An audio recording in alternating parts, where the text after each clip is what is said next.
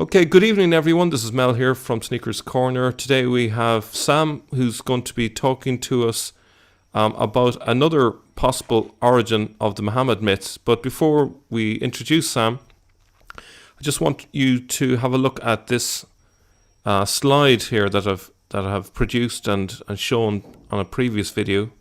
It was a mind map of the origin of the Muhammad myth, and there are lots of different people that are inspirations for the Muhammad myths. So for example, in Ibn Ishaq's Sirah, Abu Muslim was a contemporary person who he would have borrowed some of the ideas from.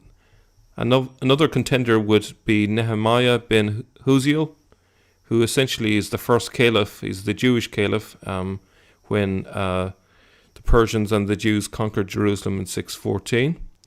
And then of course Iyas ibn Qabisa al-Tay would be the founder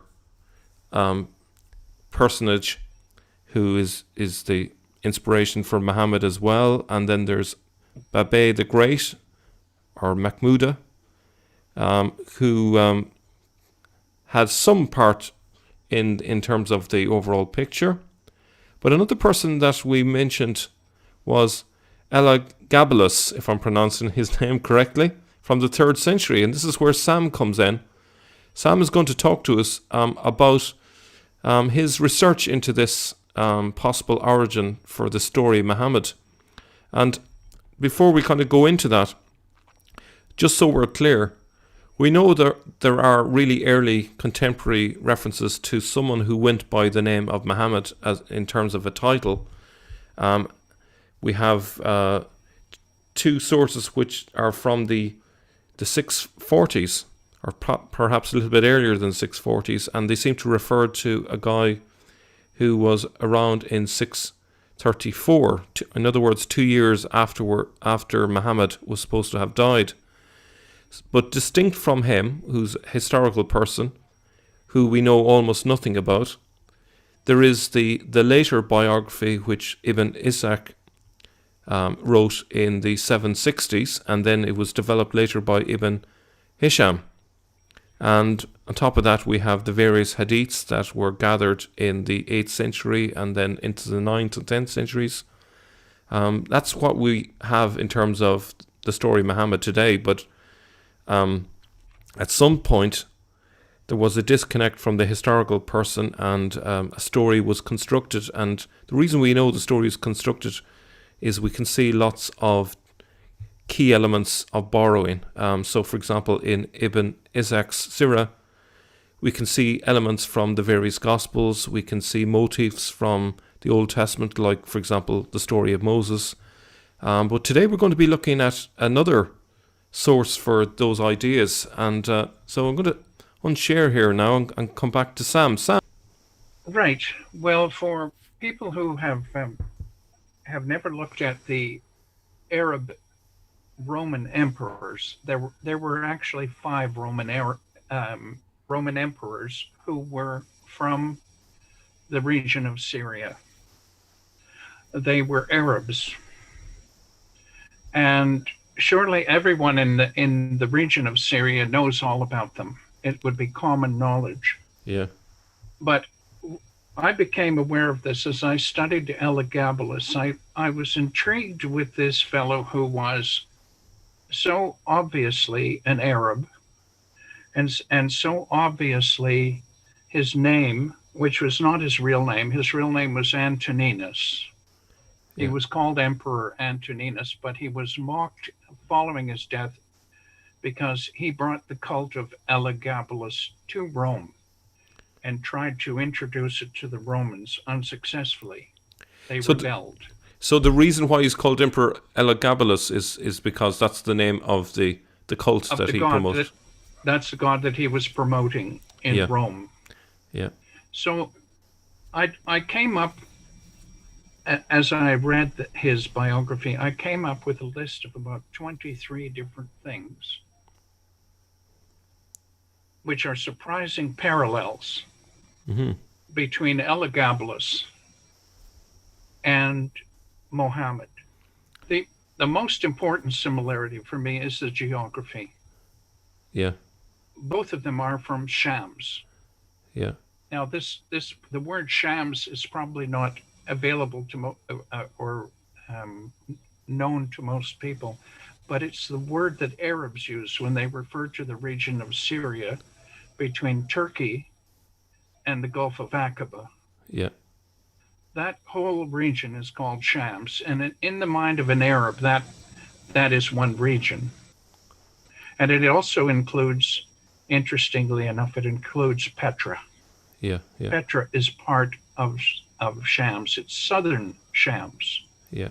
So they're both from the same region.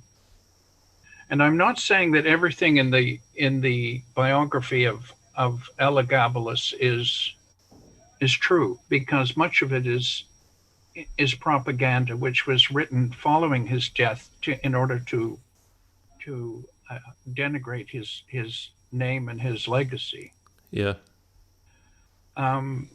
However, they were both from the same region, and they have many similarities coming from the geography of the region. So let's go on. Yeah. So what's interesting, just before you go on, is the fact that this might help us to understand why Muhammad seems to have such a negative biography. If the biography is merely a reflection of Elagabalus's mocking biography, then that sort of makes sense. That could explain it.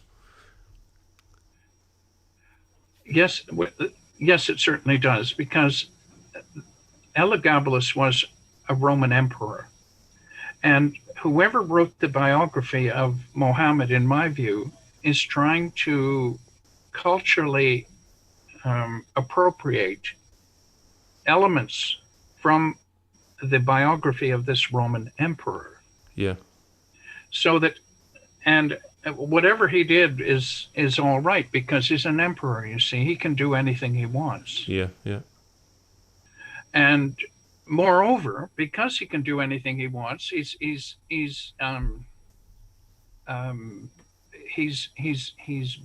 being given the approval of the gods, especially the solar deity. Now, people have noticed the name Mohammed, and they wondered, what does it mean? Why is it? Well, I think it's a title coming from the Roman Empire. The Romans called their Caesar August. Yeah. Or Augustus. Yeah. And the word August comes from augury, which is the flight of birds, which is interpreted by the priests of ancient Rome. And what it really means is that the person who has good augury is blessed and approved by the gods, you see. Yeah. And Muhammad, what does that mean? It means praised. And who is praising him? Well, the God is praising him. Allah is praising Muhammad. Yeah. Allah says prayers for Muhammad. Allah sends, and the angels send their prayers upon Muhammad. Mm-hmm. They are approving of him. So Muhammad is actually a title which harkens back to Augustus, and in Greek it was called Sebeos, I think. And so these titles were well known in the region, and they just came naturally to the people. Yeah. Okay, so Now, let's have a look at your bullet points here. So you have a story of an acculturated native who rebels. There are several examples in ancient history of acculturated natives who rebel. They grow up under another empire. Yeah. And then they rebel against it as they become an adult. Now, a good example is Moses. Yeah. Who was acculturated as an Egyptian aristocrat. Yeah. And then he rebelled. Right. Okay. And Moses is one of the most important stories in the Quran. It is. Yeah. And so we see this parallel in Muhammad's life as well. He was raised as a Roman citizen. Yeah. And then he rebelled. Now, Elagabalus was also raised as a Roman citizen and rebelled. Yeah. Now, people probably, the Muslims who are watching would say, well, Muhammad wasn't raised as a Roman because they imagine he's way down in the Hijaz. But if we accept that the historical person lived up in Shams, well, then he was an acculturated native. Indeed. If he was in Shams, he was part of the Roman Empire. Okay. Both men were from pedigreed Arab families, Yeah. and both men had a questionable paternity. Yeah. It's not really certain who their fathers, of the fathers of either men were. Yeah. Both men had deities which were associated with mountains Yeah. and with the sun. Wow. Mohammed was dedicated at the temple of Dushara, in front of the statue of Dushara, by his grandfather. Yeah.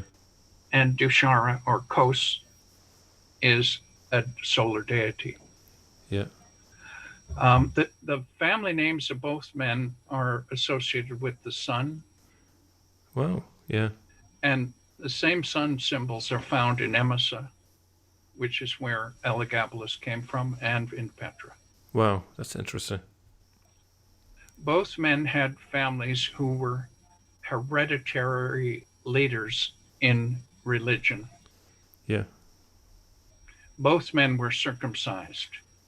Yeah. Both men tried to impose Arab religion on the Roman Empire. Yeah. Both men experienced sex scandals that caused their followers to question their authority. Yeah. Both men were known for the love of perfume, gluttony, and sexuality. Right. Both men showed a disregard for their people's religious traditions. All of the gods, now this is not necessarily something Mohammed did, but all of the gods and the relics of the gods were brought together in one place in both stories. Wow. Yeah. Like the Kaaba and the 360 idols. Yeah. Yes. Yes. Very good. And yeah. why would they do this in Mecca? They wouldn't. There's no reason to bring all the gods together, and it would take somebody of great importance to do so. Yeah. Who did it? We don't know who did it. And so I think this is an element of the story which is borrowed straight from the story of Elagabalus. Yeah. All of the gods were brought together at one place, which is what he did in Rome. He built a special temple for Elagabalus, and he brought the relics of different religions there. Oh, okay. So yeah. Both men insisted that Jews and Christians should join their cult. Yeah. Elagabalus married 4 women. He actually married 4 times. Mohammed allowed his followers to marry 4 times. Yeah. It's a very interesting parallel in the It is number. indeed, yeah. Elagabalus had many women and men sexually, Yeah. relationships with them. Mohammed as well. Both men married young virgins. Yeah. Both men had gay relationships and bestowed favors on their favorites. Yeah.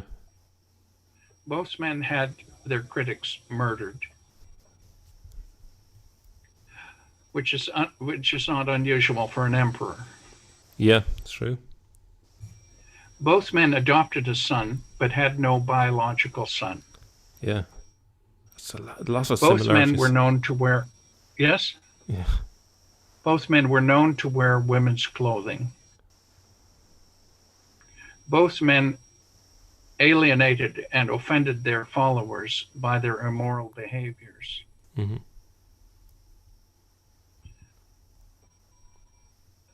Elagabalus was a descendant of the Ptolemy Macedonian dynasty. And he had depictions of himself on his coins showing that relationship. The Quran brings the most amazing um, and perhaps surprising um, story about Alexander the Great into the Quran. They call him Dul Karnaim. Why is he there? Well, clearly, this is another case of cultural appropriation. Yeah. They want to give an imperial, so they bring in Alexander the Great. And it's because you're suggesting that the reason why they're focusing on Alexander the Great is because of this location in Shams. That Alexander the Great would have been perceived as important culturally to them. Is this the reason, or do you think it's because Elagabalus is linked to Alexander the Great? It was very important in the ancient world. It was very important to have a link to Alexander the Great. But I'll get into that later. Yeah. Elagabalus was succeeded in Shams by a queen called Zenobia. She became the empress of a large empire stretching from Turkey to Egypt. Now this is an Arab empire which is a predecessor of the empire of Abdul Malik, centered in Damascus. Yeah. Palmyra is not far from Damascus. No. And I think everyone at the time would have known about this. Yeah. Muhammad married a woman called Zainab, and his first daughter was called Zainab. It's very similar to Zenobia, and there are other similarities. And actually, I suppose another parallel is Queen Mavia and Muawiyah later. There seems to be a connection there. There are a number of family names which are similar and keep coming up. Absolutely. And they're common. They are certainly possible references to preceding Arab notable people. Yeah. Next slide. Yep. Patricia Crona was one of the greatest scholars on the historicity of Islam. And if your viewers would like to see a wonderful lecture, it's listed at the top, a video. Yeah. I will share that link under the video so people can click on it. Yeah. And she points out Muhammad was raised as a Roman but rebelled. Moses was raised as a prince of Egypt but rebelled. He's mentioned 135 times in the Quran. Many scholars think that Moses was assassinated. Mm-hmm. Muhammad was also assassinated, by the way. Arminius was another native of Germany. He became a Roman general. He received Roman citizenship and equestrian rank, which made him a knight. He later rebelled against Rome. He defeated and annihilated the Roman army, and he was assassinated by his own people in 21 AD. Yeah. Mahatma Gandhi rebelled after becoming a citizen of the British Empire and moving to South Africa, where he worked as a lawyer. But he rebelled after he was thrown out of a first-class apartment. Yeah, so it's quite a common thing. And then he was assassinated as well after he achieved his goal. Yeah. Just as Muhammad was in the story. Yeah. Elagabalus was another acculturated Roman citizen who became emperor. He was descended from Roman emperors according to the myth of his mother and grandmother. Yeah. And then he rebelled, and then the Romans turned on him and they assassinated him and his mother as well. Yeah. In all cases, these leaders were murdered by their followers. Yeah. Now, this map is very, very important because you can see exactly in the red on the left side where Shams is located. In Europe, they call Shams the Levant. Yeah. That's where it is. And you can see quite clearly that down here at the south end, the Gulf of Aqaba, we have Petra. Yeah. This is northern, also called Northern Arabia. Hmm. So both Elagabalus and the Mohammed figure that we're thinking of are from Shams. They're from the same region exactly. Yeah. And there's Edom at the bottom on the right, which is where Petra is located. Yeah. Now, Petra, I should point out, is a hypothesis that Dan Gibson has proposed as the location of the Muhammad figure. Of the original holy city of Muhammad. Mm-hmm. So both men are associated with solar deities. At the left, we see a mural, I guess you call it a bas relief, and it has the threefold deity of Syria, consisting of the one in the middle, who is Baal Shamin, the Lord of Heaven, Mm-hmm. the lunar god, and the solar god on the right. The solar god is the chief deity of Shams.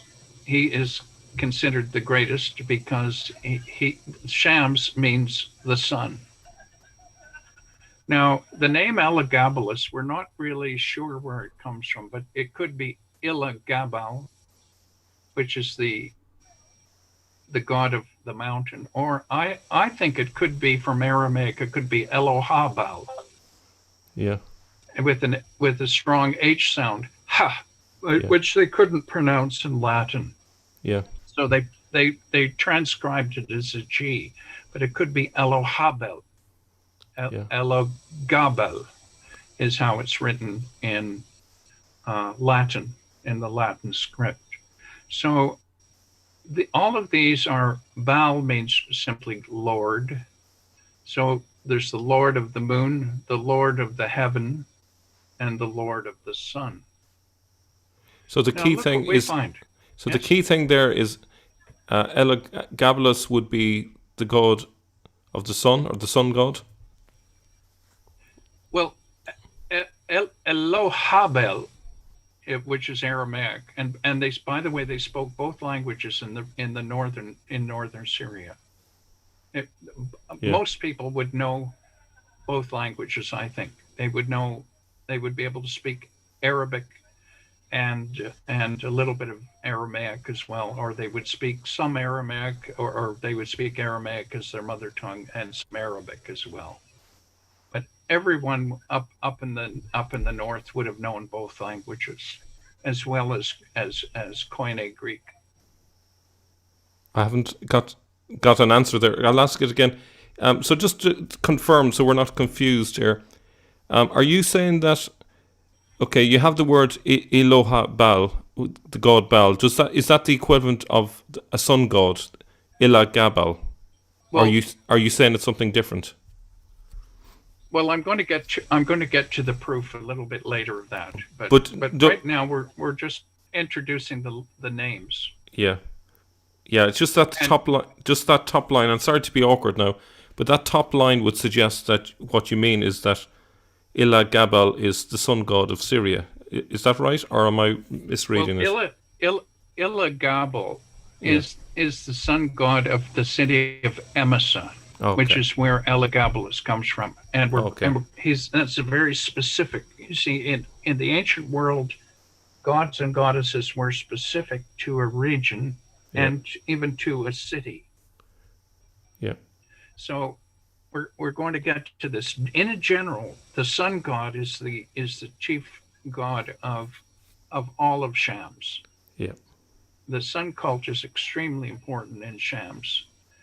And it took on a specific meaning for people who were in the city of Emesa, and we'll get, which is modern day Homs of northern Syria. Yeah. So how does Mohammed relate to the solar deity? Well, here it is. Yeah. If you look on the left, you can see the bas relief from Palmyra. And on the right, you see a seal, an Edomite seal from a small place just north of Petra. And this seal is identified with the god Kos. Now, a number of scholars, Gluck Browning and Dan Gibson, and also Robert Venning of the Universität Münster, also believe, as well as Dr. Healy, John Healy of the University of Manchester, they all believe that Dushara and Kos are the same god, and they also believe that it is a solar deity. Mm-hmm. I'll just read what there is below, what I've put in below. This deity became the local supreme god, and as such, the Lord of heaven, who was higher than the sun god and moon god, or could have solar and lunar features himself. Yeah. The other deities must not follow a pantheon with hierarchical structures, but they were associated deities. Following his status as supreme deity, Dushara could later be identified with Zeus, the supreme god of the Romans, and following his status as Lord of Heaven with Helios, the sun god of the Greeks. You see? Yeah. The solar features of Dushara are so obvious that some scholars interpreted him as the sun god. See Healy. While his lunar features seem not to be stressed in the Nabatean or the Edomite area, the Nabatean deity with a lunar nature was more likely Alat, according to Robert Venning of the University of Münster. Let us take note here that the infant Mohammed was dedicated to Hubal, which is another name for Kos and another name for Dushara. Mm-hmm. It was dedicated to the statue of the sun god in Petra. So I suppose the key thing to draw from this is we can see that both figures, Elagabalus and Muhammad, are connected to a sun god. Yes, they are. They're deeply connected. They have a deep, deep connection, both of them. Now, I've amplified the seal found in southern Jordan, just so you can see it a little bit better here. Yeah. On the left, you see very clearly the sun symbol and the moon symbol. Now, what does this look like in terms of Islam? Well, the crescent moon and star. Now, we're told that it's a star. Yeah. But we see here very clearly, this is not a star. This is the big star in our solar system. This is the sun. Yeah. So the star, we have been misled all along that the Islamic star and crescent are a star, but it's not. It's the solar god Shams. Yeah. I would say, just to avoid anachronism, the use of the crescent moon and star is a relatively late thing in Islam. I think it was the Ottomans that introduced that, so it's not really something we can trace too far back. I want to show you the evidence, and maybe you'll change your mind. All right. Okay. All right. Both Elagabalus and Muhammad were from prominent Arab families from the region of Shams. Both of them had the name Shams in their surname, in their family clan name. Now, you won't recognize this when you see Sampsagarami or Sampsagaramus, but they couldn't pronounce the sound sh in Latin. So Yeah. when they transcribed it, they transcribed it as an S, but it would originally be pronounced Shamsi Karim. All right. Okay. The noble people of the sun, Yes. the noble or august. There's that word august, and Yeah. august simply means lucky, or given luck by the gods. They were the gods smile upon them, Yeah. Yeah. and so the noble sun family, they became over the years they grew into Roman client potentates, local potentates who were tribal leaders, and they eventually became a dynasty of priest kings. Hmm. They were the head of the sun cult. Emperor Antonius Pius, who lived from 138 to, or reigned from 138 to, no, he lived from 138 to 161, was a predecessor of Elagabalus. Yeah. The grandmother of Elagabalus was Iulia Domna, and she was also a Sampsagaramus. She is considered to be the matriarch of the Severan dynasty from the Roman Severus family. Yeah.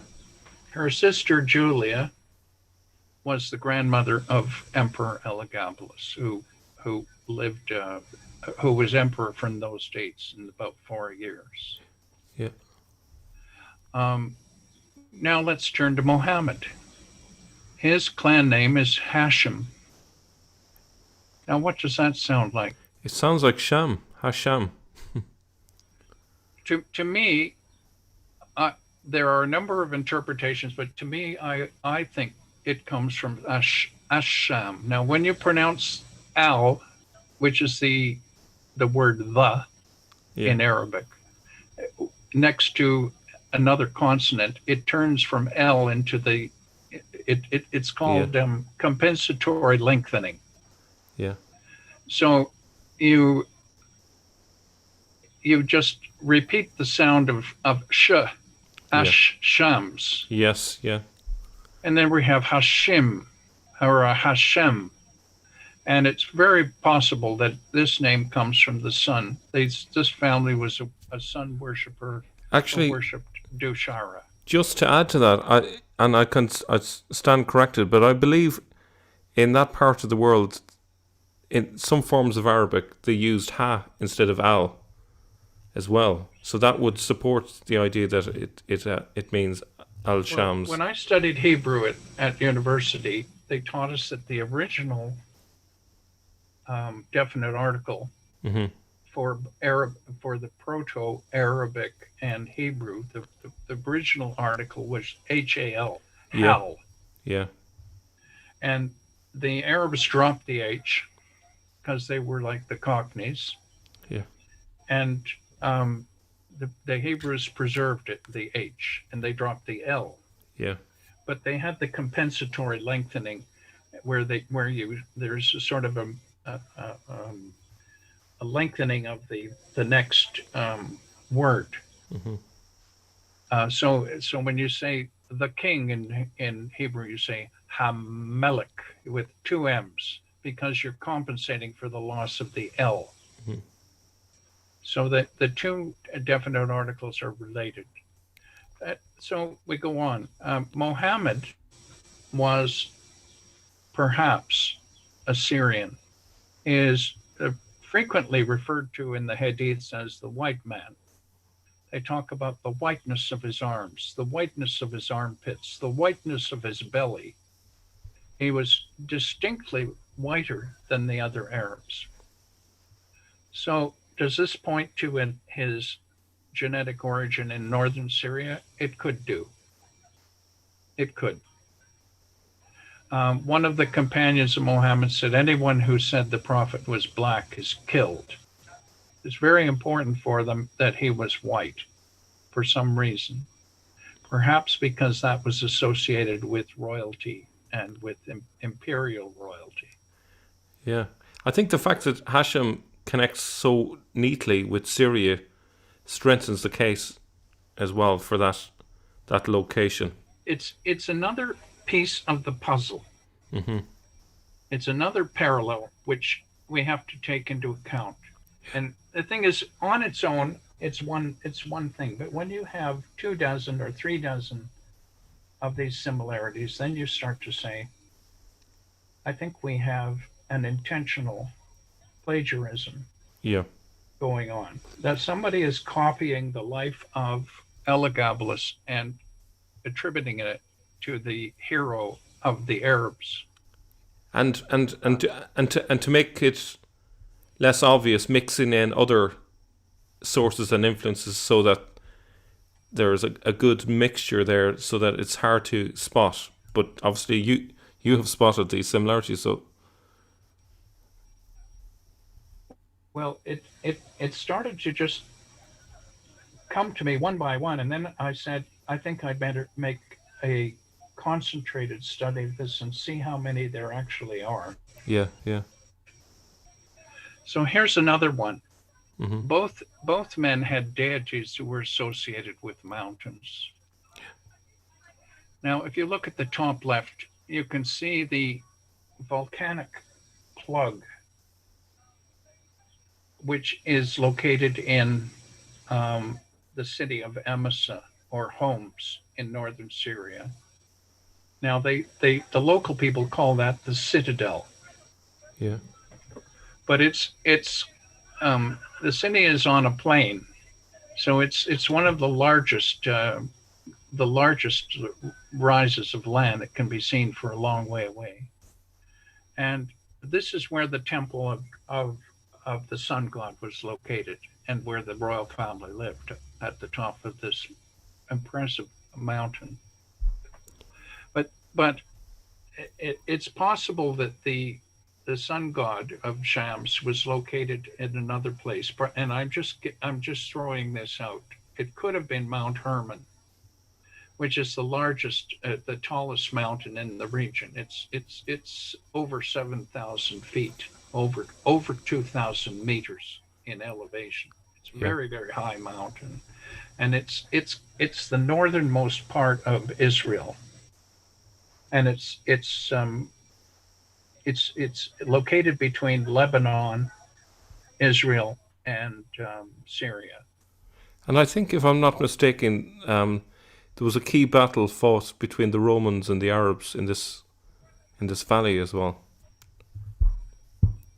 But I can't remember what the name of the battle was, unfortunately. But There was a significant battle there. Oh, there were a lot of battles all yeah, over the region. yeah, yeah, Um, Now, and it's really majestic. I from this picture, which is taken from the Golan Heights. There's a pillbox in the foreground. yeah, Um, on the right, we see that Dushara was associated with the Mount Seir, which is just north of Petra. hmm, The land of Ad, where the land of Edom, is mentioned in the Quran, and Dushara and Mount Seir are in the Hadiths quite frequently. So Dushara, Du is actually from Aramaic, by the way. yeah, I better go back. Dushara, Du means it's a particle which means of the or from or yeah, which or it's just a connecting word, or like that. yeah. Yeah. that we use in English. It's a connecting word. Yeah. Dushara means the one, and it's actually Du al Shara, the one from the Shara, Yeah. Dul Shara, but it was Okay. just they just but with the loss of the L, it goes Dul Shara, Yeah. Dushara. Yeah. So by compensatory lengthening. So the one from Shara is the god who lives at Shara, which Hmm. is um, also known as Kos and um, also known as Hubal. Um, So just to be clear, you're saying that the same sun god is the god of the mountain as well. Is that right? that's what the scholars are saying. Hmm. Now, I didn't say it. Professor John F. Healy of the University of Manchester believes it. Yeah. Yeah. Robert Venning of the University of Munster believes it, and um, Dan Gibson has made a great study of this, and he believes it. And there's a video that you can look at, um, which Dan Gibson talks about the sun god being Dushara. Now Hubal, and notice that word Baal there. Yeah. Hubal was the main god of the Quraysh according to the Sirah in Ibn Hisham 37, Tabari volume 5, page 271. Wow, isn't that interesting now? Um, Yeah. this is there is no historical association to tie Hubal to southern Arabia. Well, It's only found in northern Arabia. so when they were writing this mythology, essentially, they seem to have northern Syria in mind, and yet somehow it got projected down south into southern Arabia. It seems a strange way of going about things. Maybe, Well, to us it seems strange, yeah, but to the people of Shams, this y- is one region. This yeah, is one country for them in their minds. And even today, yeah, Arabs still think of everything between Turkey and the Gulf of Aqaba. They still think of that as Shams. yeah, They think of Jordan as southern Syria. yeah.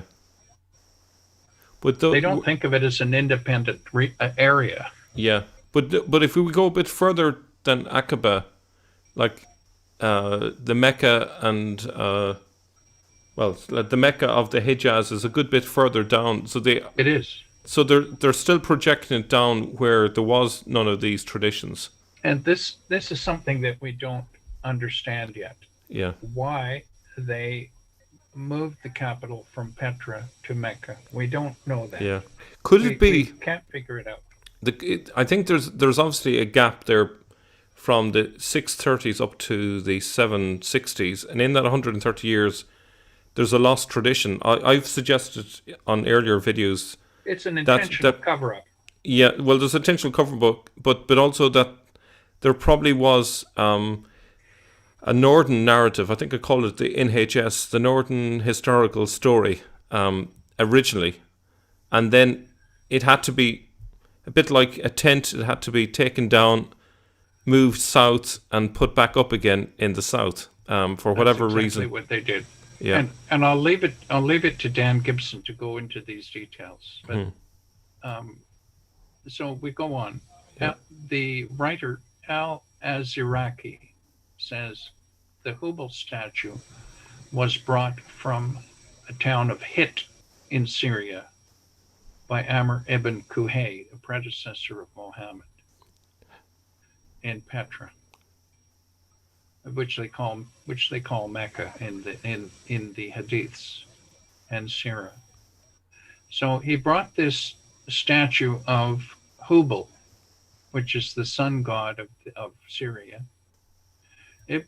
Hisham ibn al-Kalbi in the Book of Idols says the statue came from El-Balka near Damascus. Now, just every time Damascus is mentioned, a little bell should go off in your head. Mm-hmm. because that's where Abdul Malik had his capital city in Damascus, Yeah. and it's the center of Shams. Yeah. It's right in the middle of Shams. The statue of Hubal was made of red agate or carnelian, with a golden hand which replaced the original hand of stone which had broken off. So here are some similarities between Baal Shamin of northern Syria and Dushara or Hubal of southern Syria. They're both male supreme deities. Yeah. They're rulers of the heavens. They are solar deities, and they are associated with royalty, with the royal family. Hubal is associated with the royal family of Edom, what the Quran and the Hadiths call Ad. Yeah. Professor John Healy considers Dushara, Baal Shamin, Hubal, and Kos to be the same god. Bishop Epiphanius writes that the festival of Dusharis, which is the Latin or Greek way of saying Dushara, Yeah. was celebrated at Petra. See that word Petra? Yeah. On the 25th of December, which is the winter solstice. That's the day of the unconquered sun, the day when the sun starts to come back, you see. Yeah. And this is the same as the Roman god Sol Invictus, the unconquered sun. So there's a definite connection in the deity which the two men worship. Now, both men worshipped this deity in the form of a rock, a black one. Mm-hmm. Now, this is very, very important. We see here on the left a coin with a chariot pulling the black rock, which Elagabalus had brought. And at the bottom, you can see Elagabal at the bottom of the coin. Can you? I can't see At where. the bottom of the coin on the left, there are the letters Elagabal. Oh yes, sorry, yes, yeah. It's a very old coin, so it's hard to read. Yeah, I didn't know if you meant a figure of a person or whether it was letters. Okay, so No, yeah. it's the letters written in Latin letters. Yeah, yeah. Okay. And in the middle, you can see the rock itself in a chariot. Yeah. And it was carried around the streets of Rome, led by the emperor himself, who was the priest of this cult. He introduced this ceremony. I suppose this must have been a ceremony that they did in Emesa, in Syria. And he introduced this to the Romans, and they were repulsed by it, because they didn't want anyone to mess with their god Zeus. Yeah. Now, here we see on the right, we see a picture of Mohammed moving the black stone, just as in the way that Elagabalus did. He moved his black stone, and Mohammed was chosen. He was considered the only person worthy enough to move the black stone to the new Kaaba. He set this in the corner of the Kaaba. Oops, get back here. Because he was the only one who had the worthiness to do so.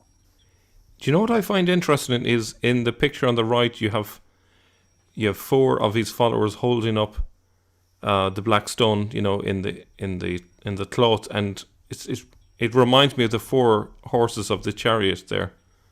Well, the story involved here is not what you're suggesting. It's actually that they represent the tribes, which were stakeholders in the Kaaba, right? And the tribes couldn't decide who was worthy to move the black stone, so they chose Mohammed. They all took turns. They took a part in it. So members of the different tribes carried a cloth in which the black stone was carried, What? and Mohammed had the honor of placing it. Yeah.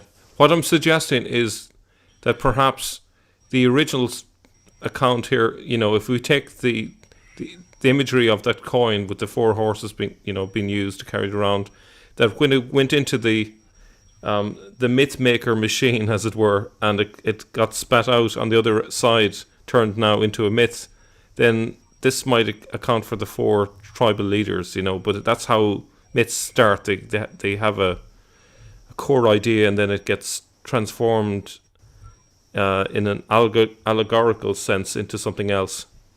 But just a suggestion. Very, very possible. Well, we'll go on. Yeah. Where did the black stone come from? I think I have a good guess. Many people say that the black stone was a meteorite. But what we find in Syria is one of the largest concentrations of black stone in the world, and it's so black. There's so much of it. It's actually called black basalt, which is congealed lava. Yeah. And there's so much of this in Syria that there's an area which is called the Black Desert, and you can see it from outer space. Yeah, that's a huge from area. A satellite, and you can see that the satellite shot of the Black Desert. It's very black. Yeah. And this is one of the great sources of cut black stone for architecture and other purposes in the world. Syria is famous amongst people who are builders for this black stone, and they built entire cities using this black stone in ancient Syria. They paved the streets with black stone. Their houses were built of black stone. Mm-hmm. Their temples were built of black stone. So can I suggest that yes. that this black stone then would be symbolic of the people there, because it was such a significant part of... It was part of their life. Yeah. It's a part of their life. So it's very possible that the black stone was brought from Syria, just like the black stone of Emesa. And it could have been the black stone of Petra was actually, or Mecca, was copied. It was another copy of the sun cult of Emesa. Yeah. So you're suggesting that it was a copy and not simply the same stone being used in both cases. It's just a copy. I don't know if anyone would allow them to chop off a piece of the sacred rock. Yeah. I don't think they would. Maybe they were just copying them. Yeah. Well, according to a man brought the statue of Dushara from Syria. Well, why could they not bring a black stone from Syria? It's very likely that they did. Yeah. According to John of Damascus, he speaks in the 730s and says that the black stone had carvings on it, and he connected it with what is the name of the god? Well, he said that the god Alat or Al-Uzza. He said you could see traces of the facial features of the goddess. Yeah, I think on the black stone. I'm trying to think. There's another goddess that's kind of in the same territory. It's not Venus, but the equivalent. Aphrodite. Aphrodite is the one I was thinking. Yeah. Well, Aphrodite is the same as Alat. Yeah, yeah. Both men, not Mohammed, but the Quran itself, tries to culturally appropriate Alexander the Great. Elagabalus was believed that he was descended from the Macedonian Ptolemy family, which is the rulers of Egypt. He thought that he was a descendant of Cleopatra VII, who married Mark Antony. Yeah, yeah. And had a child with him. all of the other members of the Sampsigaramus family were also members or descended from Cleopatra through intermarriage between royalty. So they were all thinking, we have a right to rule. We are descendants of Alexander, the greatest emperor in history, and therefore we have a right to rule in Shams. Yeah. So the Quran takes the aura, the prestige of Alexander. I couldn't figure out why Alexander got into the Quran. I thought of this for years. I said, why is Alexander in the Quran? And now I think I know. Yeah. Because they want his prestige. Yeah. They want to ascribe his prestige to the dynasty, the Umayyad dynasty in Damascus, which is the center of the sun cult. And at the bottom, we see a picture of the sun god with the Macedonian sun around it, giving its power, authority, and prestige to the Macedonian dynasty. Yeah. You see? Yeah. That's interesting. Now, the Quran says, we established Dul Qarnayn and gave him a way. Now, this is very important. The way of Allah. He followed a way. Mm-hmm. The way of Allah. Before there was the word Islam, there was the word way of Allah, and it was one word, Sabilah. And this means actually the path of Allah. And that's what they called their religion. It was the path of Allah. This mirrors what happened in the early days of Christianity. They were referred to as people of the way. People of the way, exactly. Yeah. Another parallel. Yeah. And the Sira, which is the official biography of Muhammad, created under the Abbasids in the middle of the 8th century. Yeah. Mentions Dul Qarnayn and says that he was of Egyptian and Greek origins.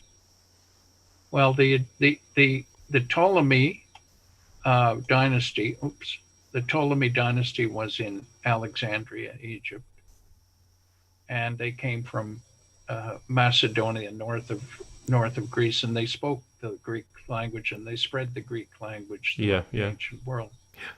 Yeah. So I would say, in fact, not north of Greece, but it was northern Greece back in those days. Would it not? The northern Greece ends at the border of Thessaly and Macedonia. Oh, okay. And all of the ancient writers say so. Yeah. Thessaly is the border. That is the northernmost part. Yeah. And they considered the ancient Macedonians to be barbarians. They spoke a different language. We don't have any idea what that language was because it wasn't written. They didn't want anyone to know what they were saying among themselves. Yeah. So at any rate, here is the further evidence of the symbolism that I was speaking of. Yeah. There we see on the left Alexander depicted in a statue as the sun god in the 2nd century. And you will see on his head both the rays of the sun, and you'll also see his horns. Now, the horns of Alexander, if most people don't realize this, but he was depicted on coins with horns because he claimed to be the offspring of the creator god. It's a little bit complicated, but I'll just go into it anyway. But when he was in Egypt, he told people that he was the descendant of the god Ammon, which is a deity with horns on its head. It's a ram. It's a ram deity. Yeah. and so it has ram's horns on its head. And he was often depicted on coins and in statuary with horns. And we see on the right picture, another picture of Alexander with the sun and moon symbols, just Yeah. looking so much like the Islamic symbol. Yeah. They're And actually appropriating yeah. Alexander with this symbol. Yeah. This And says that's so what they're doing. it simultaneously depicts the solar and lunar symbols, but also suggests the horns of Alexander as well. So it works very well. They are appropriating his prestige Yeah. to the new dynasty of the Umayyads in Damascus. Yeah. That's what they're doing. And this symbol, the crescent and the sun symbol, it's not the star symbol, it's a sun. Yeah. This is on most of the Umayyad coins. It's starting with Muawiyah. This sun symbol shows up on the coins of Muawiyah, the father of Abdul Malik. Yeah. There is a connection to the Empress Zenobia of Palmyrene. Now, I'm just going to show you the map, if it's here. This is a mighty big empire. Yeah. The Palmyrene Empire, which is centered up here where I'm pointing with the cursor here. This is the center of the empire, the capital city. Yeah. Now, Zenobia, whom we see on the left here,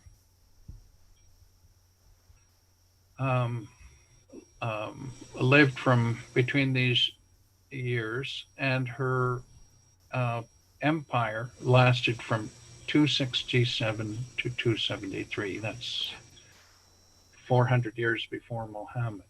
Yeah.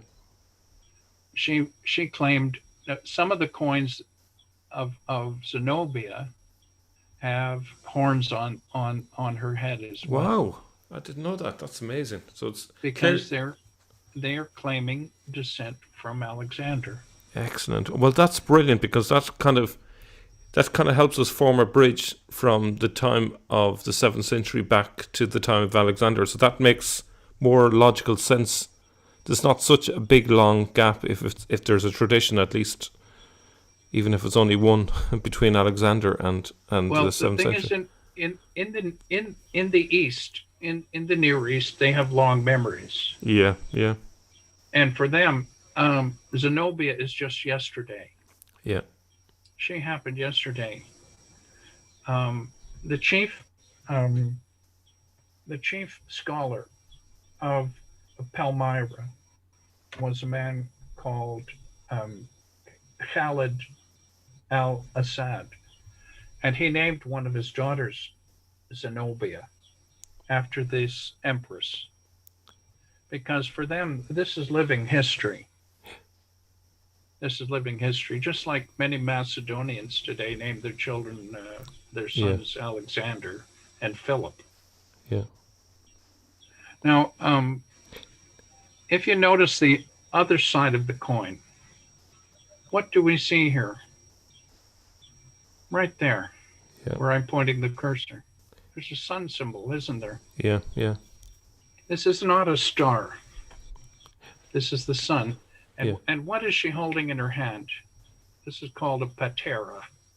A patera is a dish in which you place your libation to pour as an offering to the god. So she's showing that she's a worshiper of the sun god. This is the official religion of the empire. Yes, very interesting. Right here. And that's the same star that the Umayyads use. Any idea what that creature is to the left of the figure? Well, it looks like a peacock to me, but it could be something else. I'd have to look into that a little bit more. Yeah, not just if you knew. But you can see the word Regina here. Regina. Yes, queen, yeah. Is the queen. Yeah, interesting. Now, interesting, this word Zenobia shows up in the life of Muhammad, and why? And I think it's another case of cultural appropriation. Muhammad married a woman called Zainab, very similar to Zenobia. Mm-hmm. Zainab's marriage is the only one mentioned in the Quran. Zainab was also the first daughter of Muhammad by his first wife, Khadijah. The reason Muhammad had to marry Zainab, apart from the royal connection, is that it kept him from having any offspring. Whoever wrote the Syria and the other Hadith literature did not want Muhammad to have offspring, because that would lead to a dynasty. And Also, they couldn't. yeah. And the Abbasids and the Umayyads did not want Muhammad to have his own dynasty. So even if it was a mythology they're writing, they still wanted the possibility to be ruled out.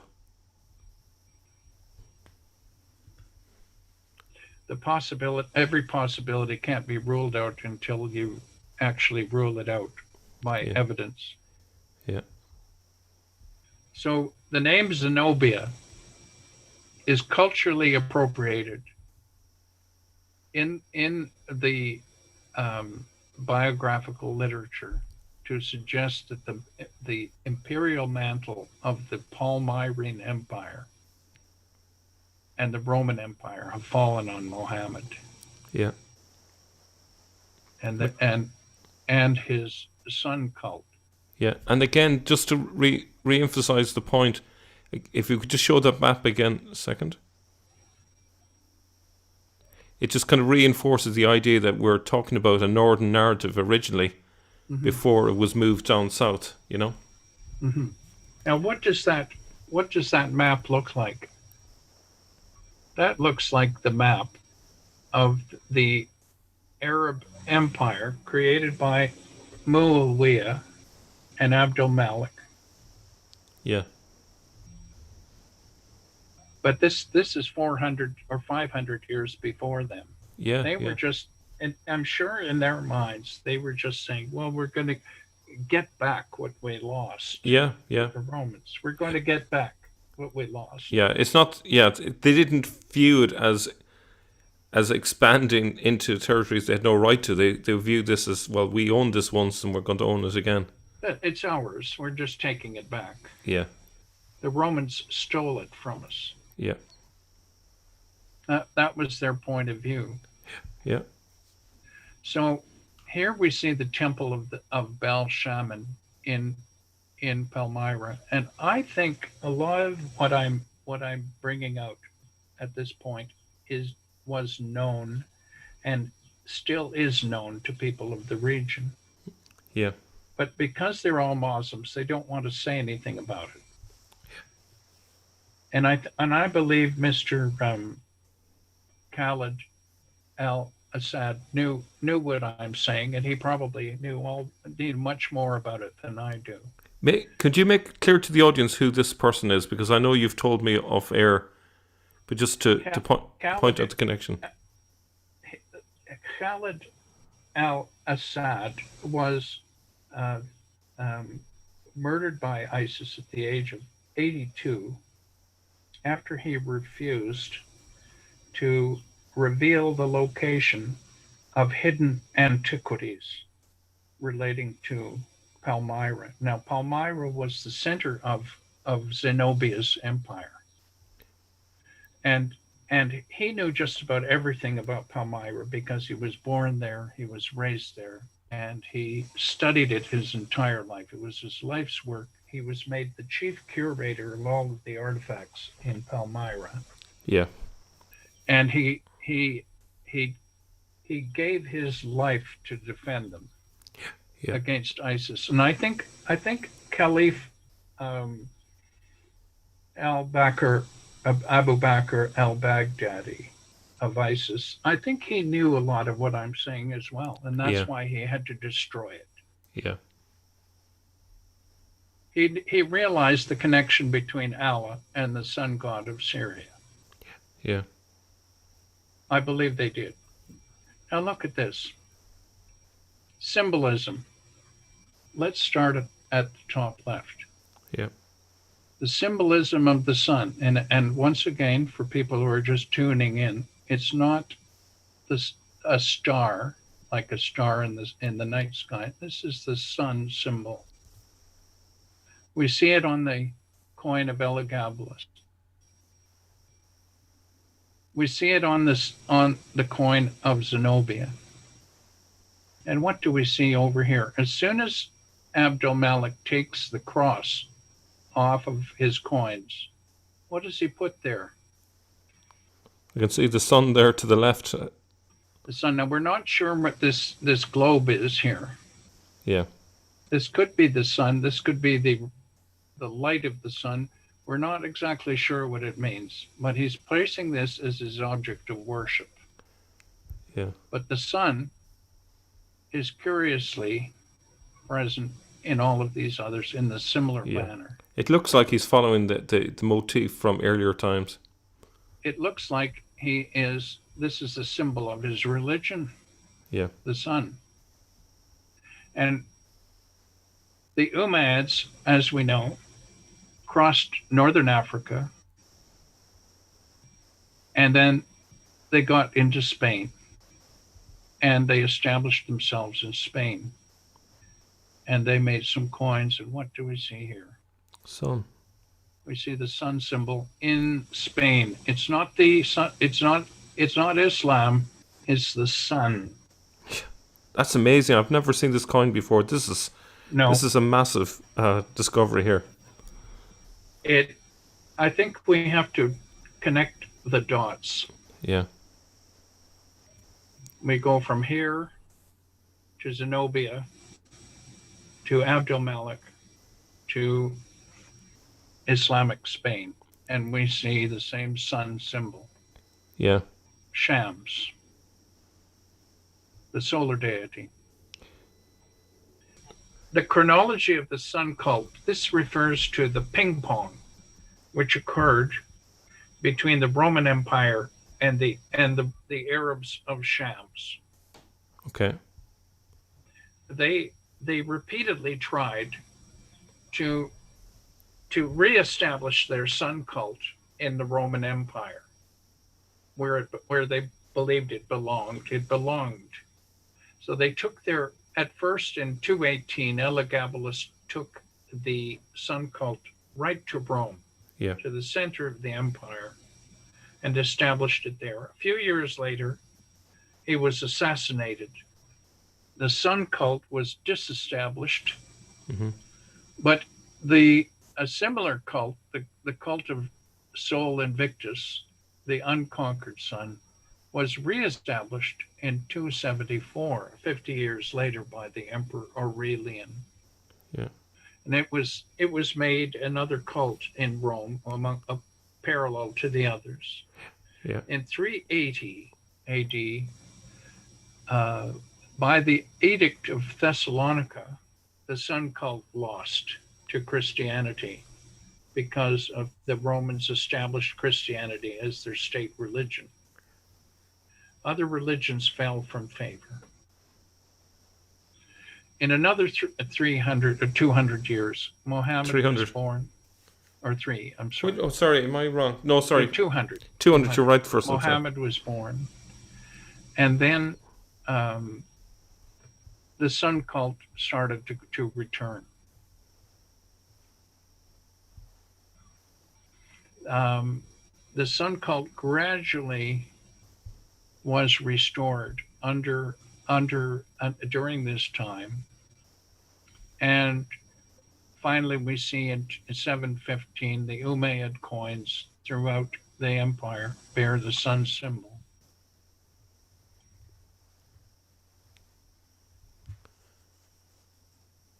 Okay, so if you just go back to the previous slide, we'll wrap up that part. And this is what I call the ping pong of the sun cult versus Christianity. The Arabs didn't like Christianity being imposed on them.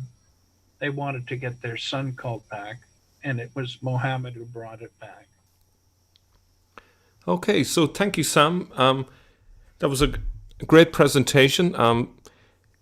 the connection with the sun cult in both the case of Elagabalus and Muhammad is very strong there, and you've shown us lots of parallels. And the next time you come back, you're going to be talking to us about other parallels, and we really look forward to hearing what you have to tell us. So thank you, Sam, and we'll see you very soon. Okay, bye, Mel.